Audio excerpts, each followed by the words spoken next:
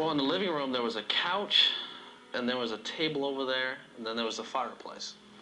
I put the trophies on top of there, and I work on my flop shot. And if you know my mom, if you break anything in that house or damage it even to a slight extent, my butt would be so red, I wouldn't be able to sit down for a week. So it just gave me an extra incentive, to hit proper flop shots. And I'd hit shots. So if anything, the only thing I would ruin would be my own trophies. So that's why I put them on top of the table.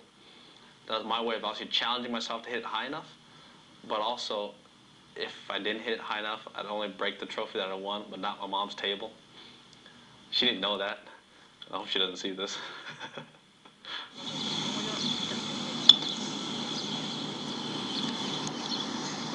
Palmer, I would take my allowance money and we'd play putting games. I'd come back with a pocket full of quarters. Well, I turned that into dollars and blah, blah, blah. And my dad just got tired of this and said, what are you doing? I'm just putting for money. He said, okay, no more putting for money. Fine, no more putting for money.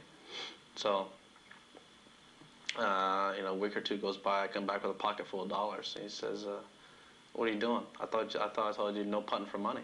I didn't put for money. I played on the golf course for skins. And I won a few skins. And he just looked at me and he said, all right, fine, no more gambling. That's it, done. So what do I mean? He says, that's it. I said, all right, fine. So that was the end of it.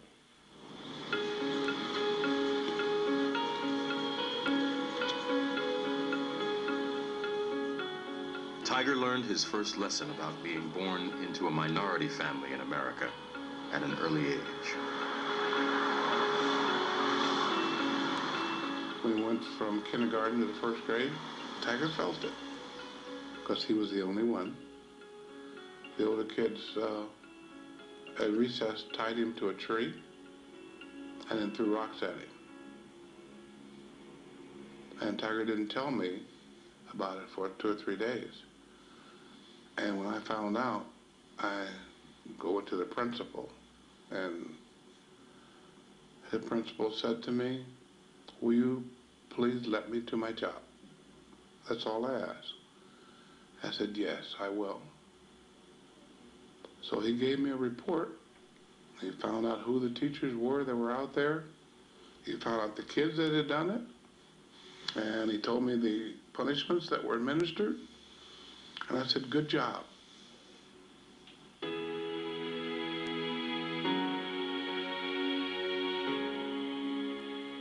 Earl had played collegiate baseball at a time when a black man could not eat in the same restaurant as his white teammates.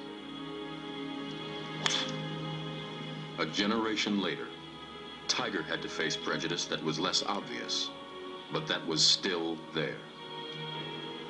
As a minority, I had to deal with a lot of different things about golf I didn't want to have to deal with, the things I had to go through that I didn't want to have to go through. There aren't many of you out there. And when 4 of you get together and go on the tee, the first tee, all the chit-chat stops. Because everybody's watching you to see what the hell are they doing here and see what you're going to do. And they can't do anything about it, but you can sense that they didn't want you there. And I said to Tiger, you feel it? He said, mm-hmm. That's the look.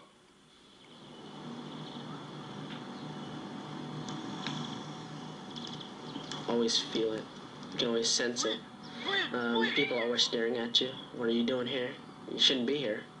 When I go to Texas or Florida, you always feel it, because they're saying, why are you here? You're not supposed to be here. And that's probably because that's where all the slavery was. So, oh well. I think he developed kind of a thick skin about that. As he got older, I know that there have been death threats from people who, obviously are disturbed or frustrated or whatever, but he's lived with that in his life. Tiger realized that his African-American background would preordain him, as golf's great black hope. He was happy to carry the mantle of predecessors like Charlie Sifford, who had struggled for acceptance in the game. Well, first of all, I acknowledge those guys because without Charlie's efforts, obviously the Caucasian clause, I don't know how long that would have been instilled. We don't know if that would have been knocked off during the 60s or it could have kept going for perpetuity. We don't know. But without him, Lee Elder wouldn't have had a chance. Calvin Peete wouldn't have had a chance. Jim Thorpe wouldn't have had a chance. I certainly wouldn't have had a chance. Because I know my father wouldn't have been able to play the game when he started. But Tiger didn't want to be regarded as just a black golfer at the expense of his broader, multi-ethnic background.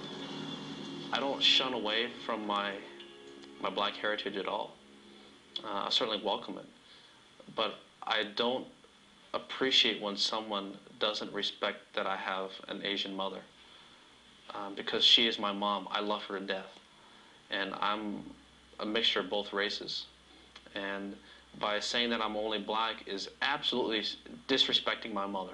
And I would never disrespect my mother. He said that because it means he denied me as a mother. And my mother's side, that kind of thing. So they have to understand that Tiger not just only have one black drop in his blood, he got every drop in his blood. I always made fun of myself because I'm kind of the United Nations. You know, I'm from everywhere.